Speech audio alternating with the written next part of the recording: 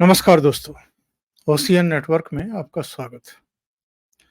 राष्ट्रपति द्रौपदी मुर्मू जी ने प्रधानमंत्री नरेंद्र मोदी को तीसरे कार्यकाल के लिए एज पीएम डेजिग्नेट किया है, नियुक्त किया है। उनको एक पत्र सौंपा है। ये शपथ ग्रहण के लिए आमंत्रण पत्र है और जाहिर है कल का दिन बीच में है। 9 जून को शाम 6 बजे वो तीसरी बार, निरंतरता में तीसरी बार देश की कमान संभालने वाले हैं। प्रधानमंत्री पद की शपथ लेकर के हिस्ट्री क्रिएट करने जा रहे हैं। इस मायने में हिस्ट्री क्रिएट करने जा रहे हैं क्योंकि इससे पहले जवाहरलाल नेहरू ही निरंतरता में 3 बार प्रधानमंत्री बने थे, उनके बाद कोई नहीं बना। लेकिन ये तो परसों होते हुए हम देखेंगे और ये भी देखेंगे कि उनकी कैबिनेट में इस बार कौन-कौन शामिल हो रहा है और जो सहयोगी हैं, एनडीए के सहयोगी हैं, उनको कैबिनेट में कितने पद मिलने वाले हैं, यानी कितने कैबिनेट मंत्री बनेंगे, कितने राज्य मंत्री बनेंगे, कितने स्वतंत्र प्रभार के बनेंगे।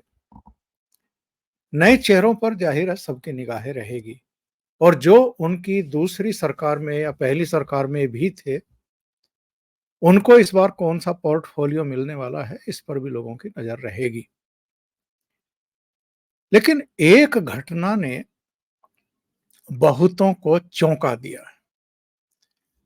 ये घटना हुई पुरानी संसद के केंद्रीय कक्ष में, सेंट्रल हॉल में ही। जो भारतीय जनता पार्टी का नवनिर्वाचित संसदीय दल है, जो एनडीए के उनके सहयोगी चुन करके आए हैं, उनके अलग-अलग राज्यों के मुख्यमंत्री और जो सीनियर नेता थे, वो सब सेंट्रल हॉल में मौजूद थे शुक्रवार को। प्रधानमंत्री को एक-एक करके सबने नेता प्रस्तावित किया, संसदीय दल का भी, लोकसभा का भी। और फिर पहले भारतीय जनता पार्टी की जो सीनियर लीडरशिप है, जिनमें अमित शाह, नितिन गडकरी से लेकर के और जो दूसरे लोग थे, जेपी नड्डा वगैरह, और उसके बाद एनडीए के उनके सहयोगी, उन सब ने अपना समर्थन, अनुमोदन किया और इस तरीके से उन्हें नेता चुन लिया गया, एनडीए का नेता चुन लिया गया। ये तीसरी बार हुआ। 2014 में भी चुना गया था, 2019 में भी चुना गया था और अब 2024 में भी चुना गया। इसके बाद एनडीए के नेताओं का लेटर जो है, वो समर्थन पत्र भी लिखित में राष्ट्रपति के पास पहुंच गया और शाम को राष्ट्रपति ने नरेंद्र मोदी को आमंत्रित किया प्रेसिडेंट हाउस और उन्हें आमंत्रण पत्र दिया शपथ ग्रहण का, उनको प्रधानमंत्री नियुक्त करते हुए। लेकिन एक घटना ऐसी हुई सेंट्रल हॉल में जिसने बहुतों की नींद उड़ा दी। और ये वो लोग हैं जो 4 जून के बाद से ही, जब से जनादेश आया है, उसके बाद से ही ये अटकलें, ये अफवाहें उड़ाने में लगे हुए थे कि साहब नरेंद्र मोदी को तो बहुमत ही नहीं मिला है इस बार। उनकी पार्टी को तो 240 सीटें ही आई हैं।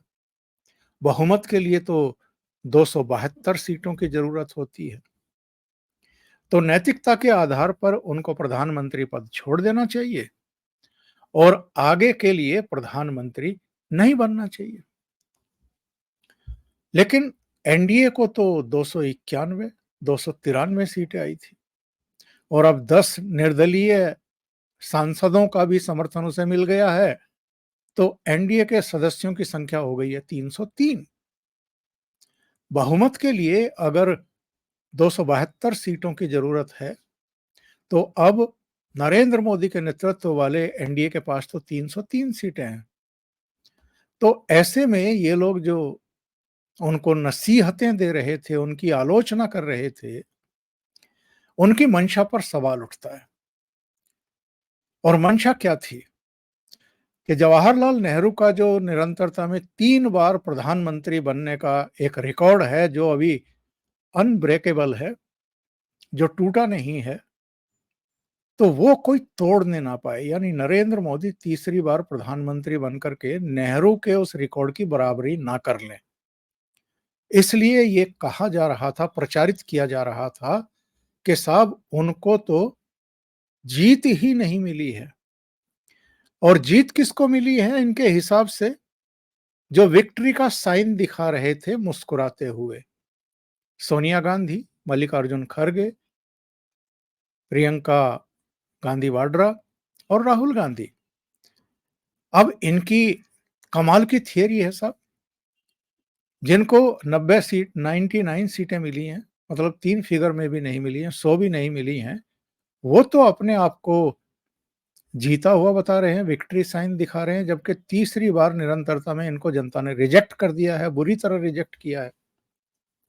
और जो 240 सीटें तो भारतीय जनता पार्टी की जीत करके आ रहे हैं और 290 से ज्यादा एनडीए की सीटें जीत करके आ रहे हैं, उनको ये सलाह दे रहे थे कि आपको तो प्रधानमंत्री पद का शपथ ही नहीं लेना चाहिए, आगे प्रधानमंत्री ही नहीं बनना चाहिए, आप आप तो नैतिक रूप से हार गए हैं। तो जो सेंट्रल हॉल की घटना जिसका मैं जिक्र कर रहा हूं, उसका बेस ये है कि ये पिछले कई दिन से अफवाह उड़ा रहे हैं कि अगर नरेंद्र मोदी प्रधानमंत्री बन भी गए, तो जो पलटू राम के नाम से चर्चित हैं नीतीश बाबू, वो तो कभी भी पलटी मार जाएंगे। और चंद्रबाबू नायडू तो पहले भी इनका साथ छोड़ करके जा चुके हैं। और ये दोनों कांग्रेस पार्टी के साथ, राहुल गांधी के साथ, सोनिया गांधी के साथ भी खड़े हुए दिखाई दिए हैं, उनकी मीटिंगों में शामिल हुए हैं। बल्कि ये जो इंडिया अलायंस इस समय अस्तित्व में है, इसकी तो पहली मीटिंग, पहला इनिशिएट जो है वो नीतीश बाबू ने ही किया था पटना में बुला करके। और उसके बाद सारी मीटिंगों में वो रहे, 4 मीटिंगें हुई। बाद में वो फिर पलटी मार गए और भारतीय जनता पार्टी के साथ चले गए। अभी लोकसभा का चुनाव जाहिर है, नीतीश कुमार ने साथ ही मिलकर के लड़ा है और उनको कामयाबी मिली, भारतीय जनता पार्टी से भी ज़्यादा मेंबर ऑफ पार्लियामेंट उनको मिल गए। तो साहब इनको जो है, ये सपने आ रहे थे कि नीतीश कुमार कभी भी इनका साथ छोड़ सकते हैं, इनमें आपस में लड़ाई झगड़े हो जाएंगे, सरकार टूट जाएगी और उसके बाद इनके रास्ते खुल जाएंगे। अभी कल से इन्होंने कहना शुरू किया कि मध्यावधि चुनाव होंगे इस देश में। सेंट्रल हॉल में जो भाषण हुए, उनमें चंद्रबाबू नायडू को देख लीजिए, उन्होंने नरेंद्र मोदी की जम करके तारीफ की है, प्रशंसा की है। और उन्होंने कहा है कि साहब इस समय देश को जिस तरह की लीडरशिप की जरूरत थी, वो लीडरशिप मिल गई है। और नरेंद्र मोदी ने जितना काम किया है इन 10 सालों में, वो अभूतपूर्व है। उनके कामों की पूरी दुनिया सराहना कर रही है। इस तरह के शब्दों का उन्होंने प्रयोग किया नरेंद्र मोदी के लिए। और उन्होंने कहा कि हम भी अगर 95% सीटें जीतने में कामयाब हुए हैं आंध्र प्रदेश में, और उनकी अपनी सरकार बन रही है वहां पर, राज्य सरकार, तो इसमें भी नरेंद्र मोदी का बहुत बड़ा कंट्रीब्यूशन है। उन्होंने 3 रैलियां वहां पर की है, रोड शो किया है। अमित शाह ने 2 रैलियां की हैं, तो जम करके उनकी तारीफ की और कहा कि आप स्वतंत्र तरीके से दृढ़ फैसले लीजिए, हम आपके सारे फैसलों में आपके पीछे खड़े हुए हैं। और नीतीश कुमार ने तो ये कहा कि हम तो चाहते हैं कि आप तुरंत शपथ लें और जो रुके हुए काम हैं उनको पूरा करिए। कौन से रुके हुए काम? जरा सोचिएगा कि नीतीश कुमार का इशारा किस तरफ है। और प्रधानमंत्री ने अपनी बिहार की सभाओं में किस तरफ इशारा किया था। तो नीतीश चाहते हैं कि कड़ी कार्रवाइयां शुरू हों। अब वो कड़ी कार्रवाइयां क्या हैं, ये आप सोचिए। इधर जब नीतीश कुमार एनडीए की बैठक में भाग लेने के लिए पटना से रवाना हुए थे एक विमान में, तो उनकी पीछे वाली सीट पर तेजस्वी यादव भी बैठे हुए थे, जिसको लेकर के मीडिया ने बड़ा ब्रेकिंग न्यूज चलाई कि नीतीश कुमार और तेजस्वी यादव एक ही विमान में रवाना हुए हैं दिल्ली के लिए। और जाहिर है उस दिन इंडिया अलायंस की भी बैठक थी, लेकिन नीतीश कुमार कहाँ पहुंचे? एनडीए की बैठक में। और ये अफवाहों की हवा निकल करके रह गई। ये जो पिछले 2 दिन से चर्चाएं चलवा रहे हैं कि ये सरकार तो गिर जाएगी, नीतीश तो पलट जाएंगे, नीतीश ने आज बिना कुछ ज्यादा कहे इन सब को जवाब दे दिया है। जब वो भाषण देकर के नरेंद्र मोदी के बगल वाली सीट पर आकर के बैठने वाले थे, उससे पहले उन्होंने हाथ मिलाया, गर्मजोशी दिखाई और प्रधानमंत्री नरेंद्र मोदी के पैर छू लिए। वो पैर छूने के लिए नीचे की तरफ जब हाथ बढ़ा रहे थे, तो नरेंद्र मोदी ने उन्हें वहीं थाम लिया। और ये एक ऐसी घटना थी, एक ऐसा दृश्य था जिसने इंडी अलायंस खेमे की नींदें उड़ा दी हैं, आग लगा दी है। और ये पहली बार नहीं है जब नीतीश ने ये किया है। इससे पहले याद करिए, जब पहली जनसभा में गए थे नरेंद्र मोदी और नीतीश कुमार जो हैं वो संबोधित करने के बाद नरेंद्र मोदी के पास आकर के बैठे थे बिहार की रैली में, तो भी उन्होंने उनके पैर दबाए थे बैठ करके। इसको लेकर के भी अच्छा खासा बवाल हो गया था। लोगों ने सवाल खड़े करने शुरू कर दिए थे कि नीतीश कुमार तो इतना नीचे गिर गए हैं कि नरेंद्र मोदी के पैर छू रहे हैं, पैर दबा रहे हैं। लेकिन वो भी पहली घटना नहीं थी। इससे पहले जब ये बीजेपी का साथ छोड़ करके आरजेडी और कांग्रेस के और वामपंथियों के साथ एक बार कुछ समय के लिए चले गए थे बिहार में, उससे पहले योगी आदित्यनाथ ने जब एज चीफ मिनिस्टर दूसरी बार शपथ ली थी, तो लखनऊ में जो शपथ समारोह था, उसमें भारतीय जनता पार्टी के सहयोगी जो एनडीए के घटक दल थे, उनके नेता भी पहुंचे हुए थे और नीतीश कुमार भी पहुंचे हुए थे। और नीतीश कुमार का जरा वो चित्र देखिए। उस समय भी नीतीश के और नरेंद्र मोदी के आलोचकों ने ये बात कही थी कि नीतीश तो पूरी तरीके से नरेंद्र मोदी के सामने बिछ गए। इन लोगों को लगता है कि जो नरेंद्र मोदी के साथ है वो बहुत खराब है और जो उनके खिलाफ है वो सब दूध के धुले हुए हैं, वो तो बहुत ही पवित्र लोग हैं और सही राजनीति तो वही कर रहे हैं जो नरेंद्र मोदी का विरोध कर रहे हैं।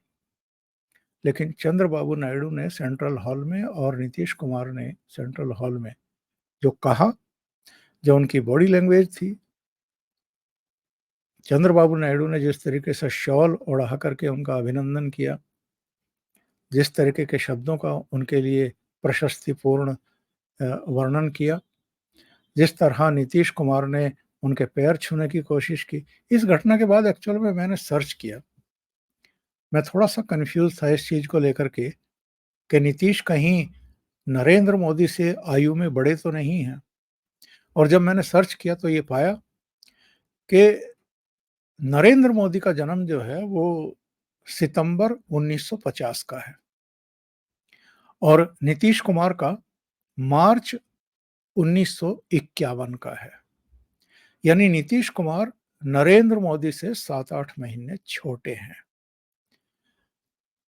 एक वो भी दौर था साहब जब अटल जी, अडवाणी जी की का दौर था और उस समय नरेंद्र मोदी के नाम से चिढ़ते थे नीतीश कुमार। उन्होंने गुजरात से करीब 6 करोड़ रुपया भेजा था बिहार के बाढ़ पीड़ितों के लिए, नीतीश कुमार ने वो भी लौटा दिया था। बाद में जब इनकी राष्ट्रीय कार्यकारिणी की बैठक होने वाली थी पटना में, तो नीतीश कुमार डिनर देने वाले थे, लेकिन अखबारों में एक विज्ञापन छप गया था गुजरात सरकार का, उन्होंने वो डिनर भी रद्द कर दिया था। मतलब ऐसे ऐसे रिश्ते थे नीतीश कुमार के कि वो नरेंद्र मोदी को, गुजरात सरकार को, उनके द्वारा बाढ़ पीड़ितों के लिए भेजे गई रकम को भी स्वीकार करने को तैयार नहीं थे, बर्दाश्त भी करने को तैयार नहीं थे।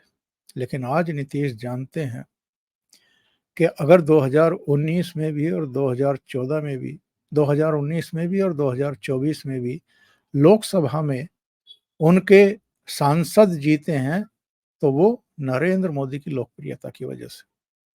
और पिछली बार विधानसभा चुनाव में उनकी पार्टी को तो कुल 47 सीटें मिली थी और भारतीय जनता पार्टी को 75 से ज़्यादा सीटें मिली थी। इसके बावजूद नरेंद्र मोदी ने उनको मुख्यमंत्री बनाया था। पर बीच में नीतीश चले गए, लेकिन बाद में इनको एहसास हुआ अपनी गलती का और ये फिर वापस लौटे। और लोकसभा चुनाव में अब वो संकल्प ले रहे हैं कि 5 साल तो अभी नरेंद्र मोदी प्रधानमंत्री रहेंगे ही, 2029 में भी इन्हीं की अगुवाई में चुनाव लड़ा जाएगा। और वो नरेंद्र मोदी को कह रहे हैं कि जल्दी से जल्दी आप शपथ लीजिए और अपना काम शुरू करिए। अब वो काम कौन सा शुरू करवा रहे हैं, करवाना चाहते हैं, ये आप समझ लीजिए। नरेंद्र मोदी ने तेजस्वी का नाम लेकर के कहा था बिहार में कि इनके जेल जाने का समय आ गया है। इसी तरीके से उन्होंने शराब घोटाले का जिक्र किया था, उन्होंने नेशनल हेराल्ड का जिक्र किया था दिल्ली की सभा में कि अब भ्रष्टाचार करने वालों का उल्टा समय शुरू हो चुका है, उल्टी गिनती शुरू हो चुकी है, ये सब जेल की रोटियां खाएंगे। तो दोहरा तिहरा झटका है नीतीश कुमार के इस जेस्चर से और नीतीश कुमार के इस ऐलान से। इनको लगता था कि अरे नीतीश कुमार तो पहले भी हमारे बगल गिर रहे हैं, हमारे साथ खड़े रहे हैं, हमारे साथ मीटिंग में रहे हैं, हमारे इंडी अलायंस के हिस्से रहे हैं, वो तो देर सवेर इस सरकार को तोड़ ही देंगे और उसके बाद फिर हमारी लॉटरी लग जाएगी। लेकिन नीतीश कुमार ने जो कुछ किया है और कैमरों के सामने किया, सेंट्रल हॉल में किया है, उससे तो पूरे देश और दुनिया के सामने ये मैसेज चला गया है कि नीतीश अब पूरी तरीके से वो जो कहते हैं बुद्धम शरणम गच्छामि, पूरी तरीके से समर्पित हैं, नरेंद्र मोदी को अपना नेता मान चुके हैं, मन से नेता मान चुके हैं। मन से अगर आप नेता ना मान रहे हो किसी को, तो आप इस तरीके से बार-बार किसी के पैरों में नहीं झुकते हैं, उनके सामने नतमस्तक नहीं होते हैं, समर्पित नहीं होते हैं। तो नीतीश कुमार का समर्पण, उनकी बॉडी लैंग्वेज, नरेंद्र मोदी के प्रति उनके प्रशस्तिपूर्ण शब्द और चंद्रबाबू नायडू का भी उनके प्रति समर्पण और उनकी प्रशंसा करना बहुत बड़ा झटका है इस इंडी अलायंस के लिए। अब वो उस पर हम बाद में बात करेंगे किसी प्रोग्राम में कि एक तरफ तो ये एनडीए अलायंस है जो लगातार तीसरी बार सरकार बनाने जा रहा है नरेंद्र मोदी के नेतृत्व में, और दूसरी तरफ ये इंडी अलायंस है जो चुनाव निपटते ही, बल्कि चुनाव से पहले ही बिखरता हुआ दिखाई देना शुरू हो गया था। ममता बनर्जी ने इनको घुसने नहीं दिया वहां पर, और चुनाव नतीजों के बाद भी उन्होंने बता दिया कि हम तो 2 सीटें दे रहे थे कांग्रेस को, उन्होंने नहीं ली और इसीलिए इनको बस 1 सीट मिल पाई। मालदा दक्षिण से जीते इनके कांग्रेस के एक, अधीर रंजन चौधरी भी हार गए। अरविंद केजरीवाल और राहुल गांधी की पार्टी के बीच में तलाक हो चुका। पंजाब में तो पहले ही अलग-अलग लड़ रहे थे और वहां पर आम आदमी पार्टी को केवल 3 सीटें मिली और कांग्रेस पार्टी 7 सीट जीतने में कामयाब हो गई। यानी कांग्रेस ने वहां अरविंद केजरीवाल की पार्टी को पटकनी दे दी। और दिल्ली में तो ये मिलकर के लड़ रहे थे तो भी इनका खाता नहीं खुला। तो दिल्ली में गोपाल राय ने कल ऐलान कर दिया कि हम तो विधानसभा चुनाव अकेले लड़ेंगे। तो यहाँ भी अकेले और वहाँ भी अकेले। तो अब ये सब अकेले-अकेले ही होने जा रहे हैं और इंडिया अलायंस धीरे-धीरे खत्म होने के कगार पर पहुँच रहा है। अभी के लिए इतना ही। बहुत-बहुत धन्यवाद। अगर आपको ये चैनल और इसके कंटेंट पसंद आ रहे हैं तो लाइक करें, कमेंट करें, वीडियो को शेयर भी करें। अभी तक अगर आपने ये चैनल सब्सक्राइब नहीं किया है, तो सब्सक्राइब कर लें और साथ में लगे बेल आइकॉन को दबा दें, ताकि आगे आने वाले वीडियो और उनके नोटिफिकेशन आप तक पहुँचते रहें। बहुत-बहुत धन्यवाद। नमस्कार।